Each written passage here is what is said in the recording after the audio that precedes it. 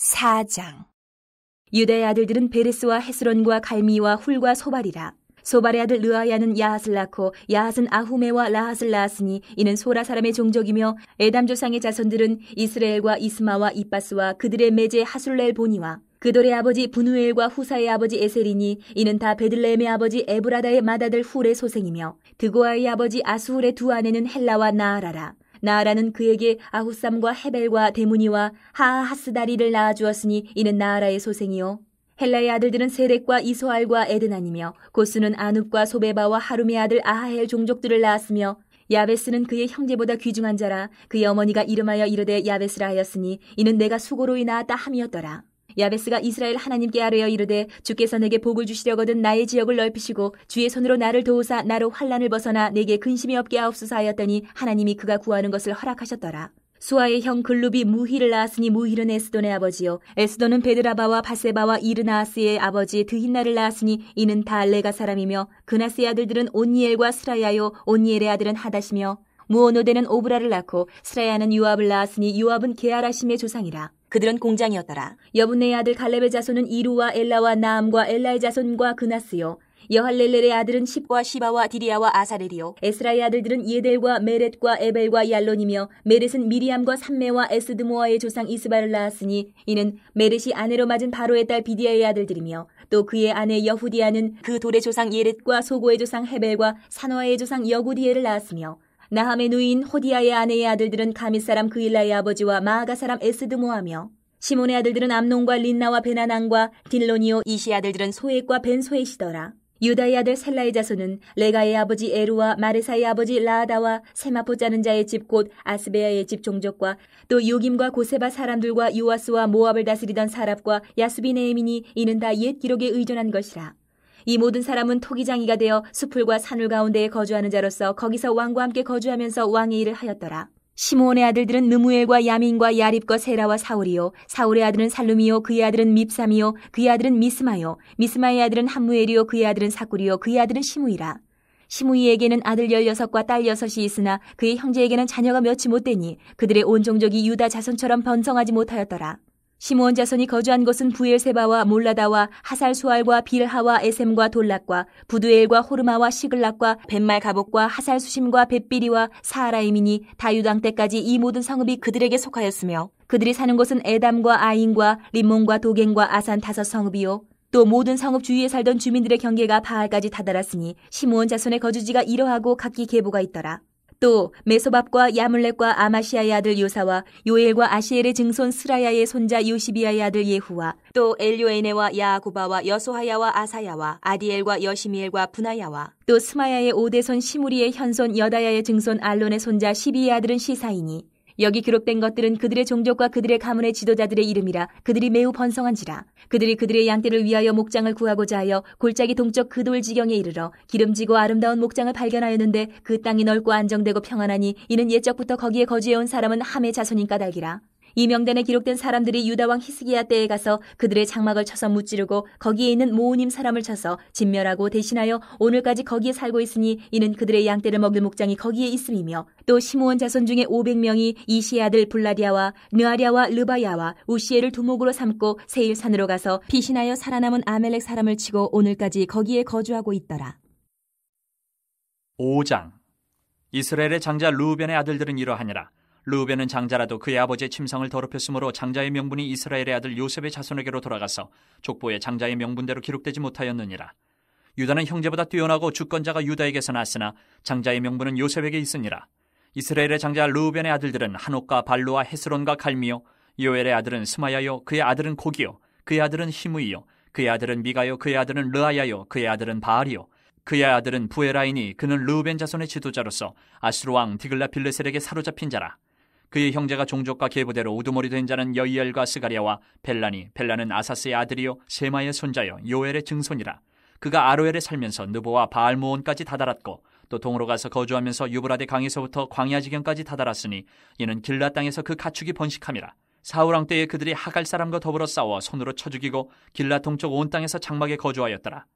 갓자손은 르우벤 사람을 마주 대하여 바산 땅에 거주하면서 살르가까지 다다랐으니 우두머리는 요엘이요 다음은 사밤이요 또 야네와 바산의 산 사바시요 그 조상의 가문의 형제들은 미가엘과 무술람과 세바와 요레와 야간과 시아와 에벨 7명이니 이는 다 아비하일의 아들들이라. 아비하일은 후리의 아들이요 야로아의 손자여 길르앗의 증손이요 미가엘의 현손이요 여시세의 5대 손이요 야도의 6대 손이요 부스의 7대 손이며 또 구니의 손자 압디엘의 아들 아히가 우두머리가 되었고 그들이 바산 길르앗과 그 마을과 사론의 모든 들에 거주하여 그 사방 변두리에 다다랐더라. 이상은 유다 왕 요담 때와 이스라엘 왕 여로보암 때의 족보에 기록되었더라. 르우벤 자손과 갓사람과 므낫세 반지파에서 나가 싸울 만한 용사 곤등이 방패와 칼을 들며 활을 당겨 싸움에 익숙한 자는 44,760명이라. 그들이 하갈 사람과 여드로와 나비스와 노답과 싸우는 중에 도우심을 입었으므로 하갈 사람과 그들과 함께 있는 자들이 다 그들의 손에 패하였으니 이는 그들이 싸울 때에 하나님께 의뢰하고 부르짖음으로 하나님이 그들에게 응답하셨습니다. 그들이 대적의 짐승 곧 낙타 5만 마리와 양 25만 마리와 낙이 2천 마리를 빼앗으며 사람 10만 명을 사로잡았고 죽임을 당한 자가 많았으니 이 싸움이 하나님께로 말미암았습니다. 그들이 그들의 땅에 거주하여 사로잡힐 때까지 이르렀더라. 므낫세 반지파 자손들이 그 땅에 거주하면서 그들이 번성하여 바산에서부터 바알 헤르몬과 스닐과 헤르몬 산까지 다다랐으며 그들의 족장은 에벨과 이시와 엘리엘과 아스리엘과 예레미야와 호다위야와 야데일이며 다 용감하고 유명한 족장이었더라. 그들이 그들의 조상들의 하나님께 범죄하여 하나님이 그들 앞에서 멸하신 그 땅 백성의 신들을 가늠하듯 섬긴지라. 그러므로 이스라엘 하나님이 아수르 왕 불의 마음을 일으키시며 아수르 왕 디글라빌레셀의 마음을 일으키심에 곧 르우벤과 갓과 므낫세 반지파를 사로잡아 할라와 하볼과 하라와 고산 강가에 옮긴지라. 그들이 오늘까지 거기에 있으니라.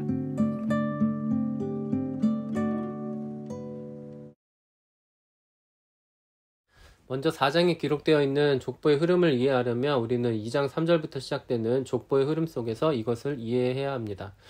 왜냐하면 4장 1절에서 23절에 기록되어 있는 이 족보는 2장 3절부터 시작된 유다지파 족보의 마지막 부분이기 때문입니다. 그래서 일단 우리는 기본적으로 4장 1절에서 23절은 야곱의 12 아들들 중에 한 명인 유다의 자손들의 족보라는 것을 알 수가 있습니다. 이렇게 4장 1절에서 23절의 기록은 유다지파의 족보라는 큰 흐름을 가지고 있는데요. 하지만 이러한 흐름을 알고 있다고 해도 이 기록은 이해하기에 좀 까다로운 측면이 있습니다. 그것은 이 기록이 모든 세대를 일일이 언급하지 않고 역사적으로 의미가 있다고 생각되는 사람들만 추려서 기록했다는 것입니다. 그렇기 때문에 누가 누구의 아들이라고 하면 그것이 진짜 아들을 뜻하는 말일 수도 있지만 이후에 몇 세대를 넘어서 연결되는 자손을 뜻하는 말일 수도 있게 됩니다. 그렇기 때문에 4장 1절에 유다의 아들들로 언급되는 그 5명들이 있잖아요. 베레스, 헤스론, 갈미, 훌, 소발. 이들의 정확한 촌수를 밝히기가 어려운 측면이 있습니다. 유다와 베레스와 헤스론은 순차적으로 연결이 가능합니다. 손주, 아버지, 할아버지 순으로요. 하지만 갈미와 훌과 소발은 정확히 유다의 몇 대 손인지 알아내기가 어렵습니다. 갈미의 경우 역대상 2장 7절의 기록과 여호사 7장 1절의 기록을 참고하면 유다의 또 다른 아들 세라의 손자일 수도 있다고 생각할 수 있습니다. 하지만 역대상에서 유다 지파에서 중요한 후손으로 여겨지는 쪽은 베레스 자손이지 세라 자손이 아니기 때문에 2장에 잠깐 언급된 세라 후손의 갈미가 재언급될 가능성이 없을 수 있습니다. 그러면 4장 1절에 나오는 갈미는 2장의 갈미와 동명이인일 수 있는 것입니다. 심지어 훌과 소발의 경우 성경의 역대상의 기록 외에 그들에 대해 알 수 있는 정보가 전혀 없습니다. 이러한 문제까지 다 따져가면서 성경을 보아야 한다고 말씀드리려고 이렇게 긴 설명을 하는 것은 아니고요. 다만 이 족보의 기록이 각 세대에 대한 순차적인 기록이 아님을 감안하시고 유다 지파와 같은 특정 지파의 족보의 흐름이라는 큰 틀로 이 기록들을 받아들이시고 성경을 편하게 읽어나가시라고 말씀드리는 것입니다.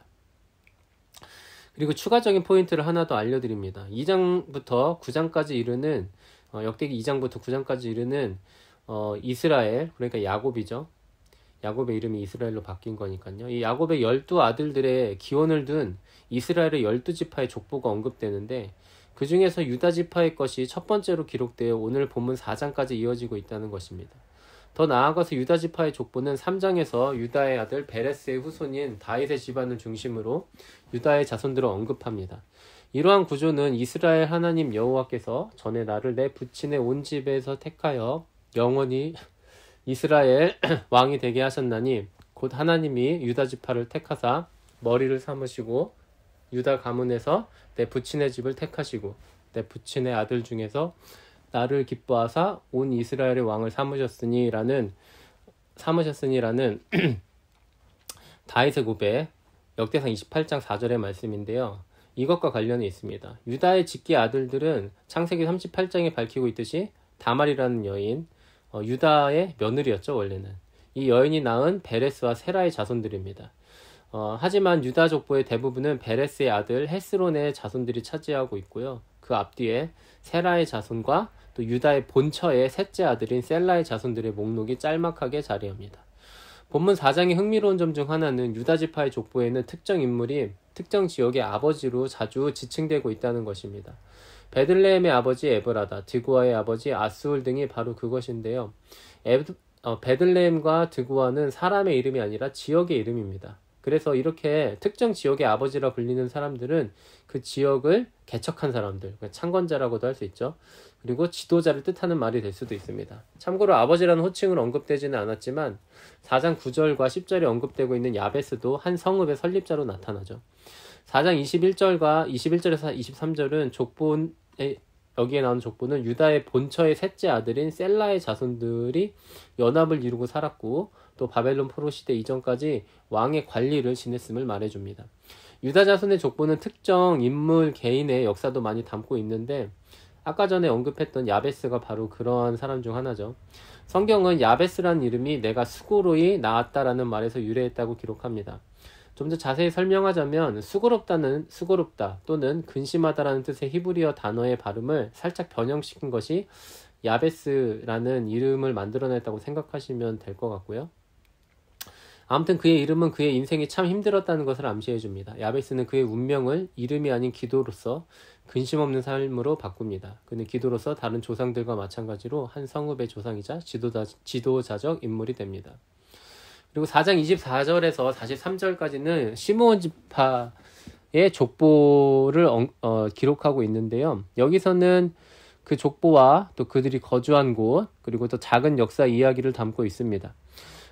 시므온 지파는 지리적으로 또 역사적으로 유다와 밀접합니다. 역대기 저자에 따르면 시므온 지파는 시므이라는 사람을 제외하고 유다 자손들처럼 수적으로 번성하지 못했습니다. 그들은 다윗 시대까지 겨우 13개의 성읍을 소유했습니다. 왕국시대 후기에 이르러서 시므온 지파는 다른 역사를 보여줍니다. 그들은 살아갈 땅이 모자라서 정복전쟁에 나서야 할 만큼 번성했습니다. 남유다 왕국의 히스기야 왕시대에 13명의 족장들의 종족과 또 가문은 매우 번성했고 그돌 지방으로 가서 목장을 발견하고 그곳에 모으님 사람들을 진멸하고 거주하게 됩니다. 또 시므온 자손 가운데 500여 명은 세일산으로 이주해 아말렉 지방을 정복함으로써 생활 공간을 더 넓히게 됩니다. 5장 1절에서 10절은 르우벤 지파의 족보를 이야기합니다. 역대기의 저자는 장자 르우벤이 왜 족보의 첫 자리에 오르지 못했는지를 설명하는 것으로 르우벤 지파의 족보에 대해 시작합니다. 저자는 르우벤이 아버지의 침상을 더럽혔기 때문에 탁월하지 못하다는 창세기의 설명을 취해서 그가 장자의 명분대로 족보에 기록되지 않았다고 밝힙니다. 역대기의 저자에 따르면 장자권은 요셉의 자손에게 돌아갔습니다. 유다가 그의 형제들보다 뛰어나고 주권자가 그에게서 날지라도 장자권은 여전히 요셉 지파인 에브라임 지파와 므낫세 지파, 그 중에서도 에브라임 지파에 남아있음을 분명히 밝히고 있는 것입니다. 르우벤 지파 중에 특별히 부에라의 이야기가 언급되는데요. 지도자인 부에라는 아수르의 왕 디글랏 빌레셀에게 사로잡혔습니다. 반면에 사울 왕 때에 그보다 이전 시대죠. 사울 왕 때에 이스라엘의 대적인 하갈 사람을 무찌르고 길르앗에 거주했던 또 다른 르우벤 지파 출신의 인물 벨라는 가축이 번성하자 동쪽으로 유브라데까지 진출합니다. 르우벤 지파는 그들의 일부가 사로잡히는 운명에 처하지만 자신들의 땅에 거하며 영토를 확장했던 적도 있었던 것입니다. 5장 11절에서 26절은 요단강 동쪽에 있는 세 지파의 족보에 대해서 이야기하고 있습니다. 역대기의 저자는 요단강 동쪽의 세 지파, 르우벤, 갓, 므낫세 반지파를 하나의 독립 집단으로 간주합니다. 갓 자손은 지리적으로 르우벤 자손과 마주하고 있으며 그 족보가 유다 왕 요담 때와 이스라엘 왕 여로보암 2세 때에 기록된 것임을 밝히고 있습니다.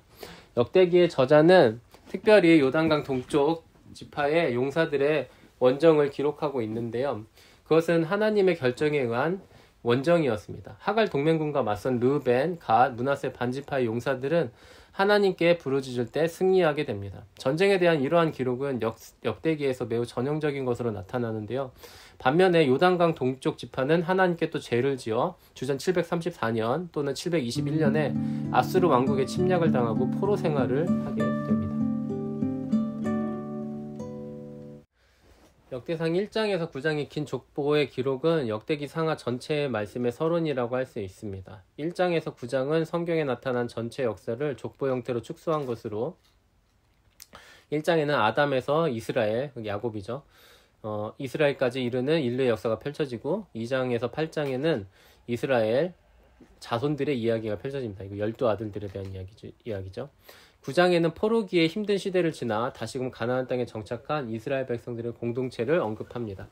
즉 역대기의 첫 9장은 이스라엘의 생성 이전인 태초에서부터 이스라엘의 형성 시기를 거쳐 역대기가 기록된 시대인 포로기 이후까지의 기나긴 역사를 담고 있습니다. 1장에서 9장은 크게 세 단락으로 나눌 수 있습니다. 1장 1절에서 2장 2절까지는 아담에서 야곱의 12아들까지 제시하고 2장 3절에서 9장 2절까지는 백성 이스라엘을 지파에 따라 구분하며 9장에서는 예루살렘 거주민들의 목록으로 족보를 마무리합니다. 족보 부분에서는 부록의 성격을 지닌 사울집의 족보로 드디어 역사 이야기를 시작합니다. 이 중에서 오늘 본문은 이스라엘 12지파의 역사에 대한 기록에 속해 있습니다. 역대기는 이스라엘의 기원을 야곱의 12아들들로 보고 있습니다. 이것은 참 이스라엘이 누구인가라는 역대기 저자 시대의 가장 첨예한 질문에 대한 답변이라고 할 수 있습니다. 역대기 저자는 이스라엘의 기원을 야곱까지 거슬러 올라감으로써 동시대인들에게 남유다와 북이스라엘의 분열 및 반목의 역사를 포용하게 하는 화해와 통일의 관점을 보여줍니다. 참고로 남유다 왕국을 대표하는 유다 지파의 왕권과 북이스라엘 왕국을 대표하는 에브라임 지파의 장자권을 동시에 언급하는 5장의 기록에서 우리는 그것을 엿볼 수가 있습니다. 비록 분열되었지만 두 왕국 모두 하나님이 선택하신 백성임을 분명히 알려주는 것입니다. 역대기가 기록될 당시의 공동체는 남유다 출신이든 북이스라엘 출신이든 하나님께서 선택하신 옛 이스라엘과 연속성을 지니고 있습니다. 한 민족을 이루고 있다는 것은 한 형제로부터 기원했음을 뜻합니다. 이것을 잊고 누구인가가 아니라 어디에 사는가의 질문을 본질에 대한 기준으로 삼는다면 한 민족의 미래 역사에는 분열과 대립만이 있을 뿐입니다. 중요한 것은 단순한 지역이나 가문이 아니라 하나님께 속해 있느냐 아니냐가 관건이었던 것입니다. 야베스의 출생과 이름은 그의 인생이 고통을 받을 수밖에 없는 운명에 처해 있다는 것을 보여주지만 그가 그의 출생과 이름에 얽매이지 않고 하나님께 의지함으로 하나님의 백성에 속해 있게 되자 그 모든 운명이 바뀌었음을 보여줍니다. 그렇기 때문에 그 수많은 역사 가운데 멸절 위기에 있었음에도 불구하고 이스라엘 공동체가 지금까지 어떻게 살아남을 수 있었는가에 대한 역사적 예증이자 보증 중 하나로 야베스의 기도를 예로 들 수 있는 것입니다. 하나님께 속해 있는 삶은 절대로 망하지 않습니다. 소망을 갖고 하나님만을 의지하는 우리가 되기를 바랍니다. 함께 기도하겠습니다. 거룩하고 자비하신 하나님 아버지, 하나님께서 우리의 아버지가 되시고 왕이 되시는 한 우리의 삶이 절대로 망하지 않을 것임을 믿습니다. 하나님께서 말씀을 통하여 그렇게 될 것을 보증해 주심에 감사드립니다. 오직 하나님만을 의지함으로 복된 삶을 소망하고 누리는 우리가 될 수 있도록 인도해 주옵소서. 예수님의 이름으로 기도합니다. 아멘.